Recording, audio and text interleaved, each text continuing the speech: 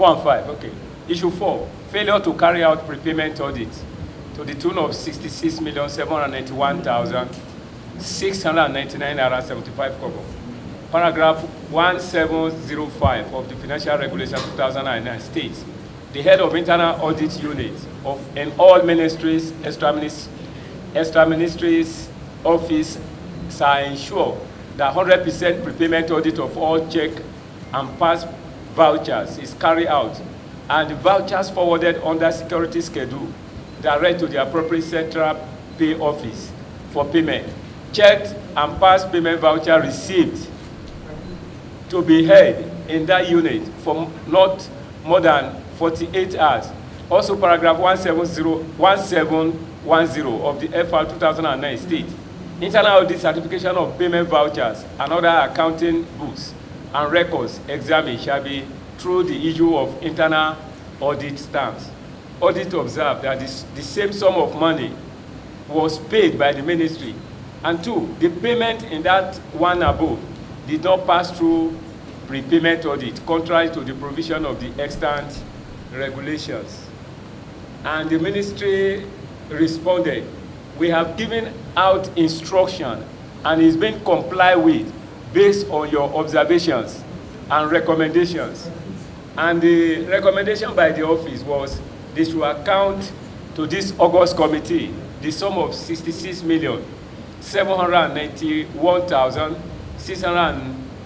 naira 75 kobo paid without prepayment audit, and equally to recover and remit the same sum to the treasury. The evidence of such remittance should be provided to this August committee. And number 4, sanction relating to irregular payment and gross misconduct prescribed in paragraphs 3106 and 3129 of the Financial Regulations 2009 respectively should apply. The last issue has to do with the issue of 2 vehicles taken away by former permanent secretary. That is issue 5, the last. Okay. Permanent secretary, can you respond to this? Payment of over 66 million without passing through the internal audit check. Can you? Thank you, Mr. Chair. When I came in as the permanent secretary and I went through this report, my query with the auditor was, what happened within this period? I don't know whether they were away from the office because of the COVID, but that this is not the practice that we have currently in the ministry. But again, this was the report that was submitted to us. I do not know the reason why this fatal mistake was made during the period. So for us, it is unacceptable. And the finance man, you agree with me that there is no way you do payment, especially when it has to do with taxpayers' money, without proper checks and balance. But in this case, these monies were paid without anybody checking. And it was done within the account. Who knows whether there is even approval of the management? That's another issue. But let me allow my colleagues to make comments, if any. Yeah, and if not, we apply necessary sanction. With the leave of the chairman, permanent secretary, in your response, you have avoided to use your written submission to attend to this query. You say we have given out instructions. The word we there, I don't know, we don't know who are the we. Then there are recommendations by the, Mr. Chairman, there are 4 recommendations by the Office of the Auditor General. I think it's good that we look at that recommendation and see if the we are the auditors, or you, or the presidency, or the PAMSEC, who are the we. So I think this particular query need to be addressed properly, because in a situation where the internal auditor does not have access and the director of finance go ahead to make payment, there is a deep infractions there that we're supposed not to just take it for granted. So, PAMSEC, I think you should address this issue one after the other, even as it's displayed on our board, so that we'll be properly guided. If you have given instruction that the previous mistake shouldn't continue, then that means you are the we. Are they complying? But what do we do with the recommendation of the auditor? Honorable colleague, we should look at what the auditor recommends, so that let's see if there are compliance. And in relation to such query, I expect for each query you are responding, you should quote reference of the attachment, the submission, appendix, what you have responded as a document of corrections, primary document, the source document that you have extracted to clarify some of this query. You should, at each paragraph, you should attach, you should refer to that page, so that anybody checking at it will see compliance, will see evidence that you are actually responding as appropriate and as professional. Thank you, Mr. Chairman. Thank you very much. Yeah. Actually, thank you, my friend. I think this I think this response is very vague. We have given out instructions and they have been complied with based on the Auditor General's observations and recommendations.